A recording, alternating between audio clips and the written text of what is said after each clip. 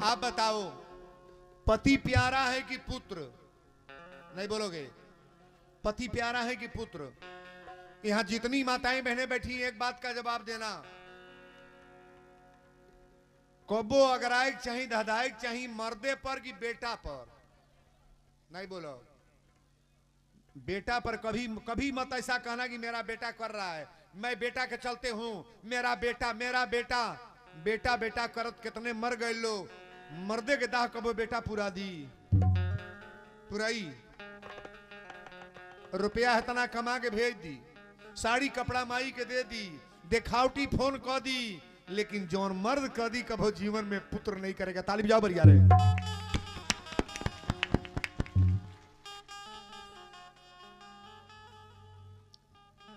कभी भी प्रेम करो तो पति से पहले। पति का प्रेम जरूरी है, बाद में पुत्र तो पैदा किए हो तो करना ही है, लेकिन पति का प्रेम कभी झुकता नहीं है महाराज।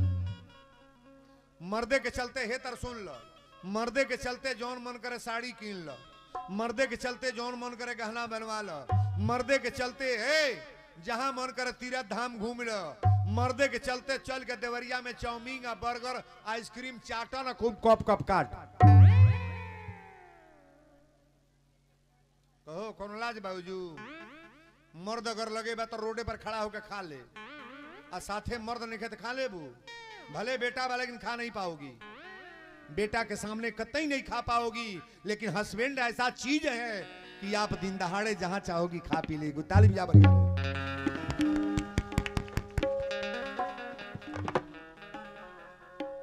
सुहाग सुहाग मनाना चाहिए कि देवी माई हमार सुहाग बनल है, सिंदूर बनल है, तारा द्वार पर कहीं पूजा अर्चन होता, तारा द्वार पर हम खड़ा बनी। हम जीवन में हमारा पति के मर गईला के बाद हमारा सहारा कोई नहीं होगा, मेरे मरने के बाद मेरी पति की लाश उठे। पति के कान्हे पर मेहरारू के लाश जाए चाहिए कि ना? ना जाए चाहिए।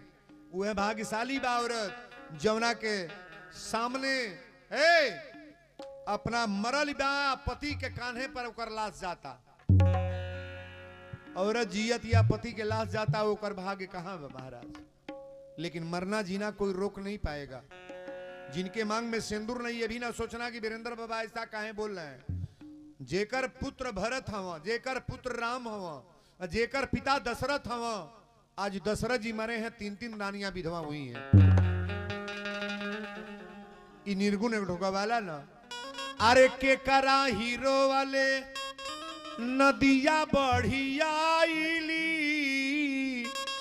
आके करा हीरो वाले तालाब हो, के करा हीरो वाले धोती के खूंट भी जले, आके हीरो वेला बर हो मास हीरो वाले धोती के खूंट भी जले, के हीरो वेले बर हो मास के करा हीरो वाले धोती के खूंट भी जले, के हीरो वेले बर हो मास के करा हीरो वाले नदिया बढ़ियाईली, के करा हीरो वाले तालाब हो, के करा हीरो वाले नदिया बढ़ियाईली, के करा हीरो वाले तालाब हो, के करा हीरो वाले धोती के खूंट भी जले, के करा हीरो वाले धोती के खूंट भी जले, के हीरो वेले बर हो के करा हीरो वाले धोती के खूंट भी जले, के हीरो वेले बर हो मास के करा हीरो वाले धोती के खूंट भी जले, के हीरो वेले बर हो मास माई के रोवले नदिया बढ़ी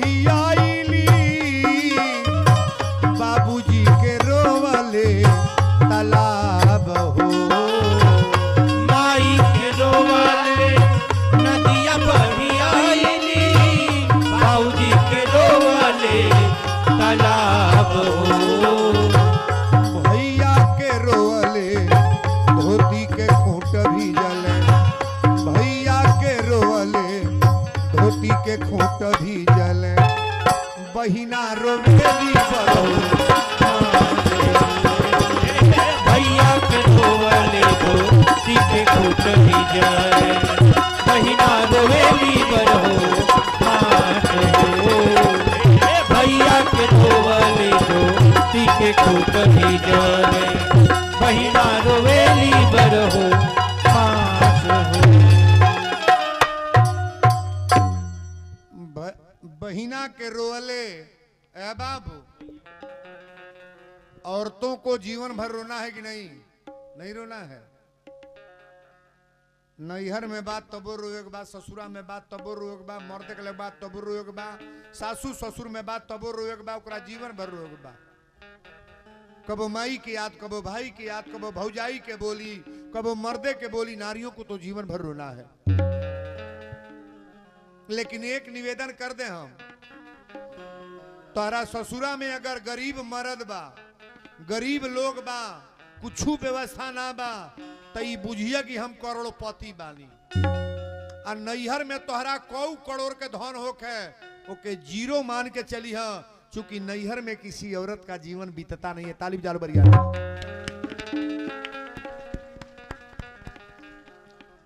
ससुरा में नून चटनी मिली तो बुझिया वो रसगुल्ला है, और नैहर में खोआ पनीर मिली है तो बुझिया वो गोबर है।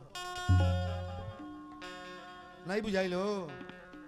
बहुत लोग में रहेला चौकवा सल जाता नहीं नैहरे रहब, अब ये जो रहम ना, ये कर रहम ना। अरे नैहरवो तो हर दशा होई कि कोनो लायक ना रहबू। मर्द गरियाव तो गांव के लोग ये कोई मौगी के गरियौलस है, बुढ़िया गरियाव तो लोग ये कोई ससुई गरियौलस है। लेकिन वो जो बाप या भाई गाड़ी देवे लगे तो हो जाई बर्दाश्त, होगा बर्दाश्त।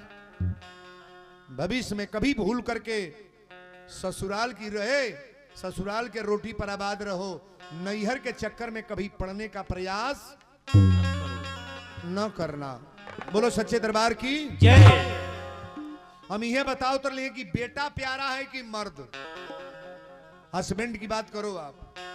जौने जौने महिला के मर्द ना बढ़े उससे पूछो करे हृदय पर हाथ रख के, तोरा धन दौलत नैहर ससुरा लौकता।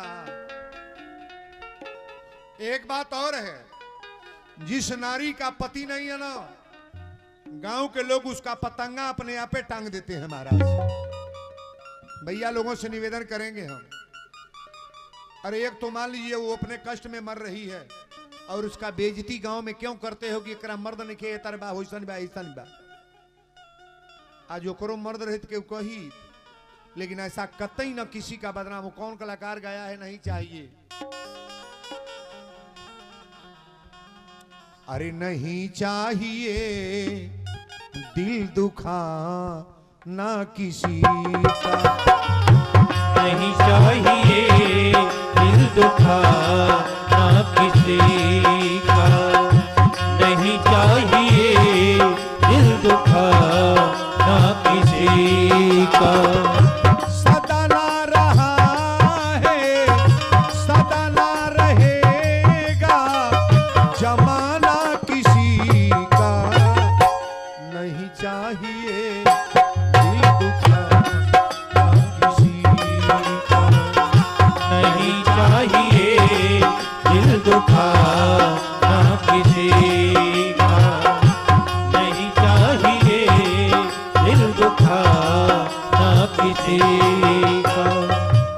आएगा बुलावा तो जाना पड़ेगा, सर तुझको आखिर झुकाना पड़ेगा। आएगा बुलावा तो जाना पड़ेगा, सर तुझको आखिर झुकाना पड़ेगा। वहाँ ना चलेगा, वहाँ ना चलेगा बहाना किसी का, नहीं चाहिए दिल दुखा ना किसी का, नहीं चाहिए दिल दुखा ना किसी का, नहीं चाहिए दिल दुखा ना किसी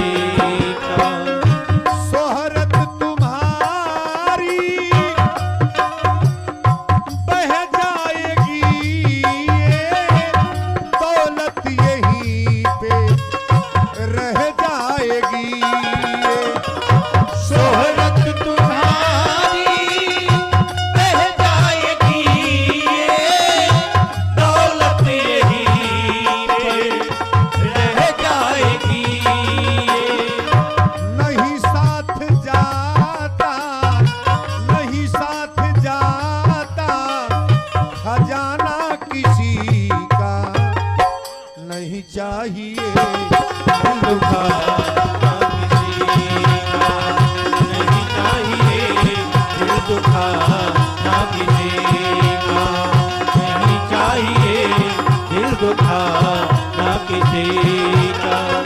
सदा ना रहा है, सदा ना रहेगा जमाना